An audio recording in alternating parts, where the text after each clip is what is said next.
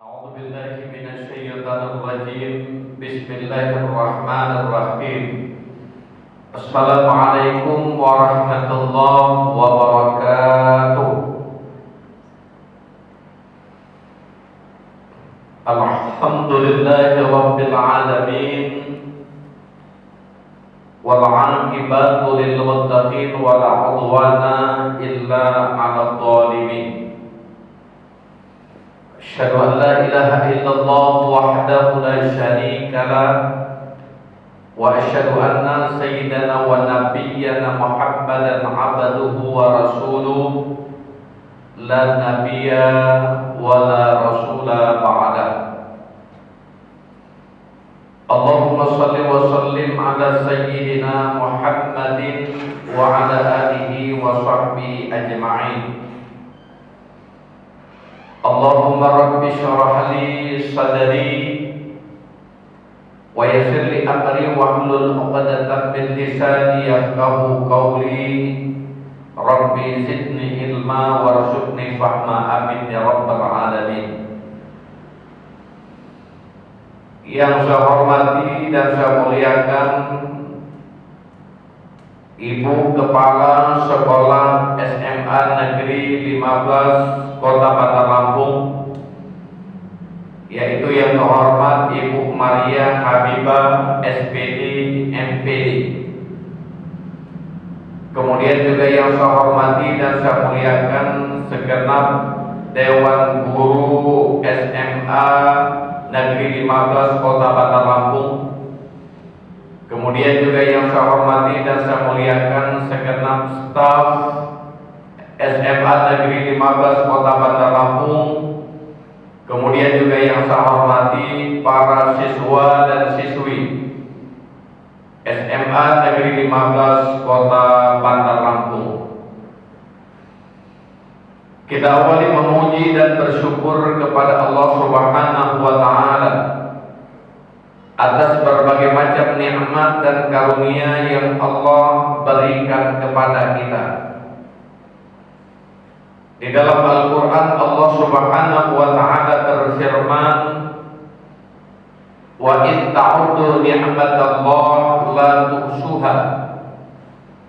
Jika kalian ingin menghitung nikmat Allah, la tuhsuha, maka sungguh tidak ada satu orang pun yang mampu menghitung atau menjumlahkan nikmat dan karunia yang diberikan oleh Allah Subhanahu wa Ta'ala itu. Sehingga dengan demikian bahwa pada ibu-ibu serta siswa dan siswi SMA 15 Kota Bandar Lampung, dari nikmat yang Allah berikan kepada kita, Allah perintahkan kepada kita adalah untuk selalu menjadi orang yang mensyukuri nikmat yang diberikan oleh Allah Subhanahu wa Ta'ala. Di dalam Al-Quran Allah Subhanahu wa Ta'ala berfirman, la in syakartum la'azizannakum wa la in kafartum inna adzabi lasyadid. Jika kalian mensyukuri nikmat Allah, maka Allah akan menambahkan nikmat yang lain. Tetapi ketika kalian mengkufuri nikmat yang diberikan Allah, kemudian Allah menyampaikan inna adzabi lasyadid, sesungguhnya azab Allah itu sangat berat. Kemudian salawat dan salam mari kita sanjung agungkan kepada junjungan kita Nabi besar Muhammad sallallahu alaihi wasallam dan juga kepada segenap keluarga serta para sahabatnya. Bapak dan ibu-ibu sekalian serta siswa dan siswi SMA Negeri 15 Kota Bandar Lampung yang saya hormati serta yang dirahmati dan dimuliakan oleh Allah Subhanahu wa Ta'ala. Pada hari yang mulia ini kita memperingati Isra dan Mi'raj.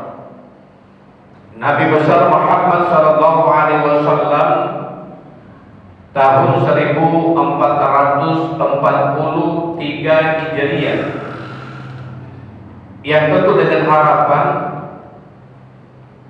dengan kita memperingati Isra dan Mi'raj Nabi besar Muhammad sallallahu alaihi wasallam pada hari yang mulia ini, sehingga kemudian mudah-mudahan dapat terjadi perubahan perilaku siswa dan siswi untuk kemudian menjadi lebih baik.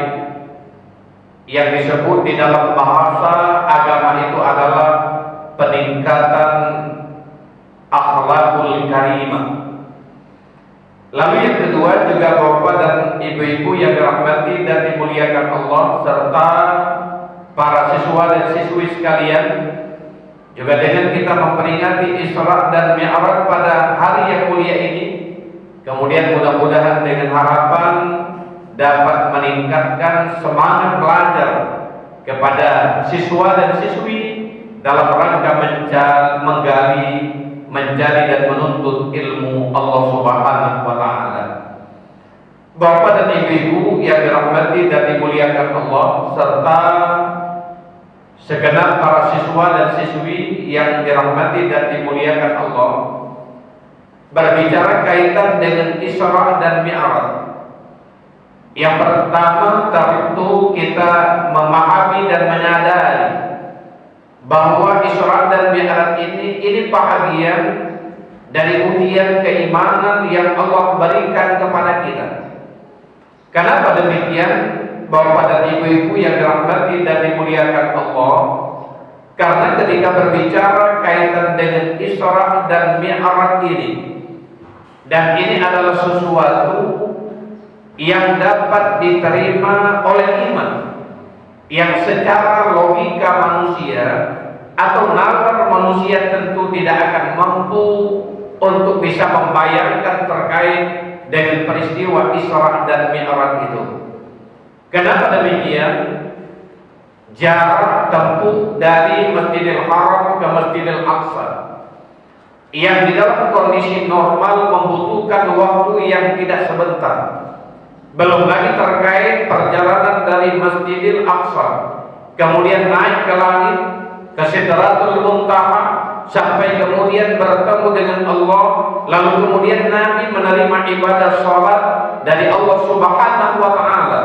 Bahkan kemudian di dalam riwayat disampaikan Nabi berangkat setelah sholat Isya, kemudian menjelang subuh beliau kembali sudah berada di Masjidil Haram pada waktu itu. Sehingga dengan demikian, secara nalar logika kita, maka kita tentu akan sulit dapat kita pahami apa yang terjadi pada waktu itu. Tetapi kemudian karena ini adalah di dalam Al-Quran, Allah Subhanahu wa ta'ala berfirman, Subhanalladzi asra bi'abadihi laylan minal masjidil haram. Maha suci Allah yang telah memperjalankan hambanya dari Masjidil Haram ke Masjidil Aqsa. Linuriyakum min ayatina, untuk kami perlihatkan sebahagian dari tanda-tanda kebesaran dan kemahakuasaan kami. Ini artinya Bapak dan Ibu-ibu yang dirahmati dan dimuliakan Allah, serta para siswa sekalian, perjalanan Isra dan Mi'raj itu adalah perjalanan yang diperjalankan oleh Allah. Sehingga kalau Allah yang memperjalankan, maka tentu tidak ada yang tidak mampu dilakukan Allah. Makanya kemudian kembali sebagaimana yang saya sampaikan tadi, kalau secara logika manusia itu tidak mungkin terjadi, tetapi terkait dengan Isra dan Mi'raj, ini bukan nalar dan logika manusia, tetapi itu adalah karena berkaitan dengan kehendak dan ketetapan, karena perjalanan yang diberangkatkan oleh Allah Subhanahu wa ta'ala.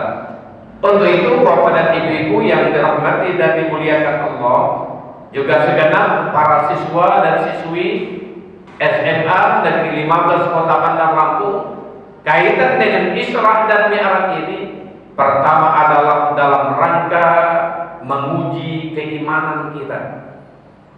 Dulu ketika Nabi SAW setelah beliau melakukan Isra dan Mi'raj, kemudian pada siang hari beliau mengumpulkan kerabatnya, mengumpulkan orang-orang yang berada di kota Makkah pada waktu itu, sehingga beliau menyampaikan terkait dengan peristiwa Isra dan Mi'raj yang beliau lakukan tadi malam. Kemudian apa yang akan muncul pada waktu itu? Banyak di antara orang yang sudah beriman malah kemudian mereka menjadi orang yang murtad. Apalagi terkait dengan orang yang kafir musyrik Quraisy pada waktu itu, tentu akan bertambah ingkar mereka kepada Allah Subhanahu wa taala. Tetapi kemudian berbeda ketika kita melihat bagaimana sikap Abu Bakar Siddiq ketika Nabi Shallallahu alaihi wasallam menyampaikan terkait dengan Isra dan Mi'raj itu. Apa yang beliau ungkapkan? Kalau Nabi yang menyampaikan itu, jangankan setingkat itu, maka lebih dari itu pun saya akan meyakini dan mempercayainya.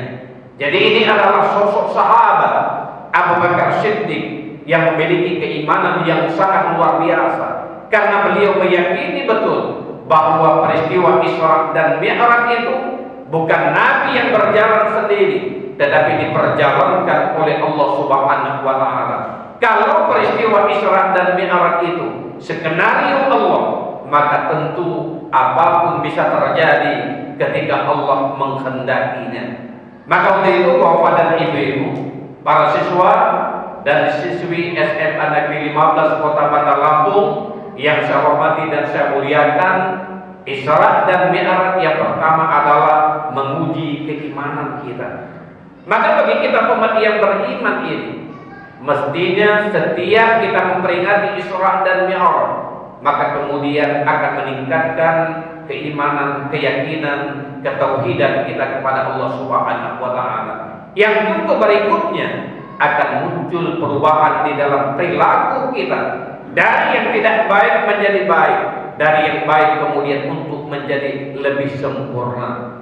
Bapak dan ibu-ibu yang dirahmati dan dimuliakan Allah, serta para siswa dan siswi SMA Negeri 15 Kota Bandar Lampung yang saya hormati dan saya muliakan, orang yang beruntung itu adalah ketika orang itu hari ini bisa lebih baik dari hari kemarin.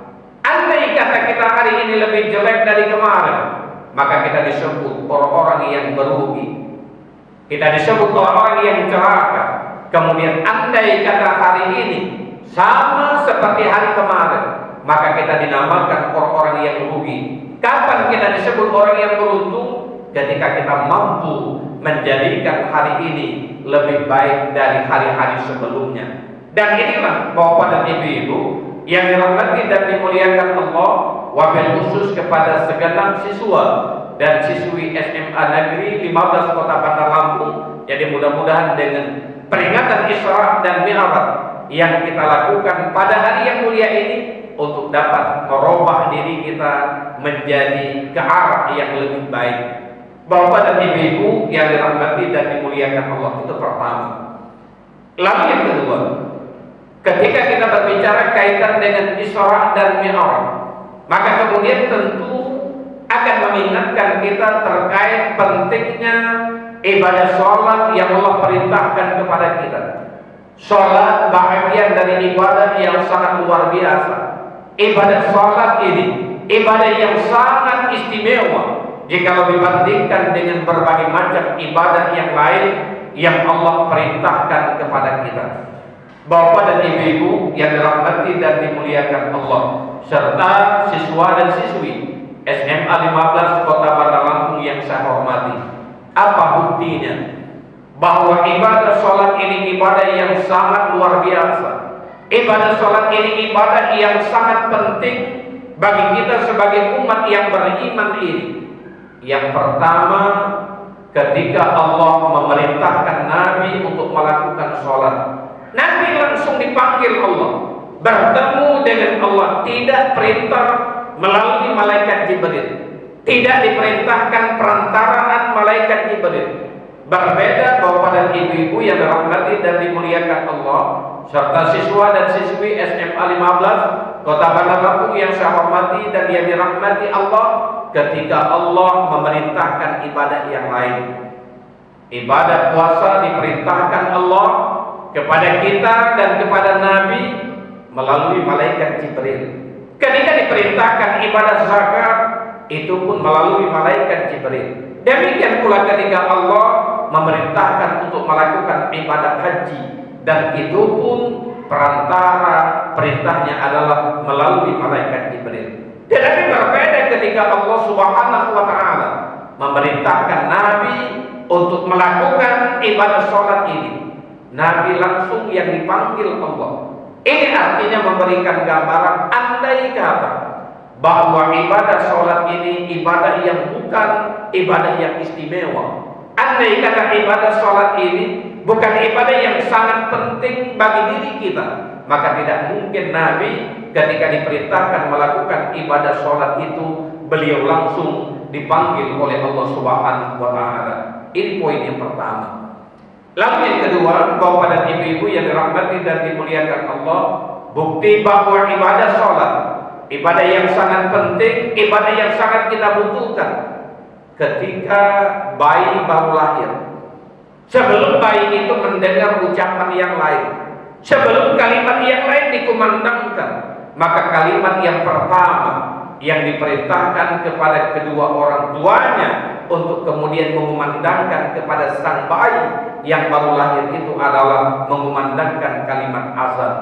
Di dalam kalimat azan itu, bahwa pada ibu-ibu yang dirahmati dan dimuliakan Allah, kandungannya itu adalah pertama membicarakan terkait dengan kebesaran Allah, terkait dengan keimanan, ketauhidan kepada Allah, dan juga di dalam kalimat azan itu membicarakan kaitan dengan panggilan untuk melakukan sholat. Logikanya para bahwa pada ibu-ibu yang dirahmati dan dimuliakan Allah, bayi yang baru lahir, dia belum bisa mencerna, dia belum bisa berpikir, dia belum bisa berbicara, dia belum bisa berucap. Tetapi kalimat yang pertama yang diperdengarkan itu adalah kalimat seruan sholat, padahal dia belum wajib melakukan sholat. Ini artinya apa? Ini menggambarkan pentingnya sholat. Bayi yang baru lahir, kalimat pertama yang diperdengarkan itu adalah kalimat azan. Bahkan kemudian bahwa pada ibu-ibu yang dirahmati dan dimuliakan Allah, di dalam Al-Quran Allah Subhanahu wa taala menyampaikan apa kata Allah? Wa man ahsana qawlan mimman da'a ilallah. Tidak ada ucapan yang lebih baik ketimbang ucapan menyeru untuk melakukan ibadah kepada Allah. Tidak ada ucapan yang lebih baik ketimbang dari ucapan atau kalimat-kalimat yang memanggil orang untuk melakukan ibadah sholat. Maka miris kita ketika ada ungkapan atau perbandingan azan ini digambarkan atau dibandingkan dengan gonggongan anjing, maka ini tentu sesuatu yang tidak semestinya.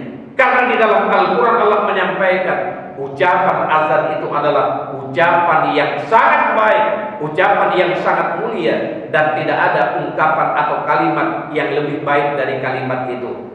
Wa man ahsana qawlan mimman da'a ilallah. Tidak ada ucapan yang lebih baik ketimbang ucapan orang-orang yang mengajak, menyeru untuk melakukan ibadah kepada Allah Subhanahu wa taala. Bahwa pada ibu-ibu yang dirahmati dan dimuliakan Allah serta para siswa dan siswi sekalian. Jadi itu yang pertama. Kemudian berikutnya yang menggambarkan bahwa ibadah sholat bagian dari ibadah yang sangat penting. Anak umur 7 tahun sudah diperintahkan oleh Allah kepada orang tuanya untuk menyuruh anak sholat. Bahkan ketika anak sampai 10 tahun dia tidak melakukan sholat, maka orang tua diperintahkan untuk memukulnya. Meskipun memukul untuk memberikan pelajaran, bukan dalam konteks menyiksa anaknya itu. Anak 7 tahun belum wajib sholat, anak 10 tahun belum wajib sholat, karena mereka belum menjadi akil balik. Tetapi kemudian pertanyaannya, mereka belum wajib sholat tapi sudah disuruh sholat. Mereka belum diwajibkan untuk melakukan ibadah sholat, tetapi kemudian orang tuanya itu sudah diperintahkan untuk mengajari dan memerintahkan mereka untuk melakukan sholat. Ini juga bahagian dari gambaran untuk menunjukkan bahwa ibadah sholat ini ibadah yang sangat penting. Andai kata ibadah sholat bukan ibadah yang sangat penting, Andai kata ibadah sholat bukan ibadah yang sangat perlu, maka tidak mungkin juga nanti di hari kiamat ibadah sholat menjadi ibadah yang pertama yang akan dihisab oleh Allah Subhanahu wa Ta'ala. Bahkan kemudian terakhir, bahwa pada ibu-ibu yang dirahmati dan dimuliakan Allah, ibadah sholat ini bahagian dari membentuk pribadi dan perilaku kita. Ibadah sholat ini mendidik kita. Bagaimana kemudian kita dapat menerapkan nilai-nilai akhlakul karimah. Bagaimana kemudian kita menjadi orang-orang yang peduli kepada sesama. Bagaimana kemudian kita menjadi orang-orang yang rajin melakukan ibadah kepada Allah, mau belajar, semangat belajar dan seterusnya. Dan ini pun kalau kita renungkan juga memiliki makna yang terkandung dari ibadah sholat dalam rangka Allah mengajarkan kita untuk tumbuh sifat dan karakter seperti itu. Maka untuk itu, bahwa pada ibu-ibu yang dirahmati dan dimuliakan Allah, kembali mari dengan kita memperingati Isra dan Mi'raj ini, kita hendaknya menjadi orang yang selalu menjaga ibadah sholat ini. Jadi jangan kita tinggalkan kapanpun, dimanapun dan dalam situasi apapun. Karena ibadah sholat adalah ibadah yang tidak boleh kita tinggalkan.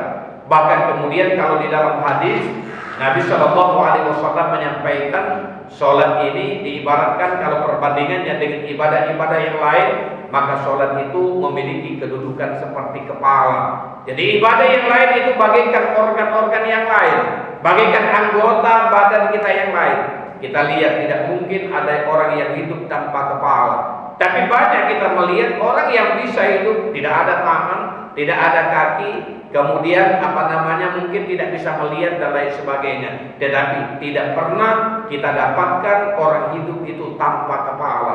Maka kemudian baginda Nabi Shallallahu Alaihi Wasallam menyampaikan perbandingan ibadah sholat dengan ibadah-ibadah yang lain itu digambarkan, ditamsilkan oleh Nabi itu, sholat itu bagaikan kepala dari berbagai perbandingan dengan organ tubuh manusia yang lain, artinya bagian dari yang sangat penting. Bapak dan ibu-ibu yang dirahmati dan dimuliakan Allah, lalu berikutnya yang terakhir di dalam kita memperingati Isra dan Mi'raj ini, maka hendaknya terutama kepada siswa dan siswi SMA Negeri 15 Kota Bandar Lampung untuk dapat kiranya kita meningkatkan semangat dalam rangka kita belajar. Apalagi kemudian coba kalau kita membuka di dalam Al-Quran, di dalam surat Ali Imran ayat 190.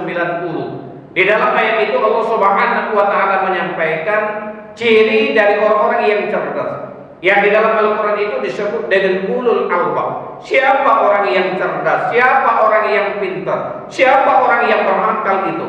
Yang pertama Allah menyampaikan alladzina yazkurunallaha qiyaman wa qu'udan wa 'ala junubihim, yaitu orang yang selalu berzikir kepada Allah, orang yang selalu mengingat Allah, orang yang selalu melakukan perintah Allah. Qiyaman wa qu'udan wa 'ala junubihim, baik ketika berdiri, duduk dan berbaring. Jadi tiga kondisi ini menggambarkan dalam konteks kondisi kehidupan kita di dunia. Kadangkala kita duduk, ada waktunya kita tidur, ada saatnya kita berdiri. Tidak terlepas dari ketiga konteks kondisi itu. Jadi ini menggambarkan orang yang cerdas itu adalah, orang yang pintar itu adalah orang yang sepanjang hidupnya mau dia pergunakan untuk melakukan ibadah kepada Allah Subhanahu wa Ta'ala. Jadi orang yang tidak beribadah, walaupun ilmunya banyak, orang yang tidak sholat, walaupun ilmunya luar biasa, maka mereka tidak disebut orang yang cerdas, tidak disebut orang-orang yang pintar, bahkan kemudian tidak dinamakan oleh Allah bahagian dari orang yang berakal yang sesungguhnya. Jadi ciri orang yang cerdas itu yang pertama adalah selalu melakukan ibadah kepada Allah Subhanahu wa Ta'ala, tidak meninggalkan ibadah. Lalu yang kedua ciri dari orang yang cerdas itu adalah wa yatafakkaruna fi khalqis samawati wal ardh, mau merenungkan terkait dengan ciptaan Allah, mau belajar, mau menuntut ilmu. Jadi kalau orang yang tidak menuntut ilmu itu bukan orang yang cerdas. Kalau orang yang tidak menuntut ilmu itu bukan orang yang pintar. Orang yang tidak menuntut ilmu itu bukan orang-orang yang berakal yang sesungguhnya. Karena orang yang berakal yang sesungguhnya, orang yang cerdas, orang yang pintar itu, yang di dalam bahasa Al-Quran disebut ulul albab orang yang kemudian mau belajar, mau menggali, mau menuntut ilmu Allah. Apalagi kemudian Bapak dan Ibu-ibu sekalian, para siswa dan siswi yang dirahmati dan dimuliakan Allah, di dalam Al-Quran Allah menyampaikan, yarfa'ullahu alladhina amanu walladzina utul ilma darajat. Allah akan mengangkat orang-orang yang beriman dan orang-orang yang memiliki ilmu. Jadi ketika kita ingin diangkat derajat kita oleh Allah, baik di dunia lebih-lebih di akhirat, maka bekal yang harus kita tempuh adalah pertama harus beriman dengan iman yang sesungguhnya kepada Allah. Lalu yang kedua harus kita menjadi orang-orang yang memiliki ilmu. Orang yang memiliki ilmu, maka derajatnya akan diangkat, kemuliaan akan diberikan oleh Allah Subhanahu wa taala. Maka untuk itu mari kita harus lebih bersemangat untuk belajar ilmu ini. Talabul ilmi minal mahdi ilallah, dituntut ilmu itu dari ayunan sampai ke liang lahat. Maka untuk itu terakhir saya sampaikan terutama kepada siswa dan siswi sekalian, pergunakanlah kesempatan dengan baik dalam rangka untuk semangat untuk mengkaji, menggali dan menuntut ilmu Allah Subhanahu wa taala. Pergunakanlah momen masa remaja itu dengan baik, karena masa remaja itu tidak akan berulang kedua kali. Nanti akan menjadi orang yang menyesal andai kata saat ini kalian tidak memanfaatkan dengan baik, tidak rajin belajar, kemudian malah hura-hura dan lain sebagainya, maka kemudian nanti akan menjadi orang yang menyesal. Al-fikru qablu ribahan an-nadamu ba'da kusran. Pikir dahulu pendapatan, sesal kemudian tidak ada guna. Jadi ketika saat ini kita berpikir apa yang harus kita lakukan, apa yang kita perbuat, maka kemudian kita akan mengarahkan kepada hal-hal yang positif. Tetapi kemudian andai kata kita tidak berpikir hari ini, tetapi kemudian nanti akan tumbuh penyesalan kemudian hari, dan penyesalan saat itu tentu tidak ada punya nilai dan arti sama sekali. Demikian yang dapat saya sampaikan pada kesempatan ini.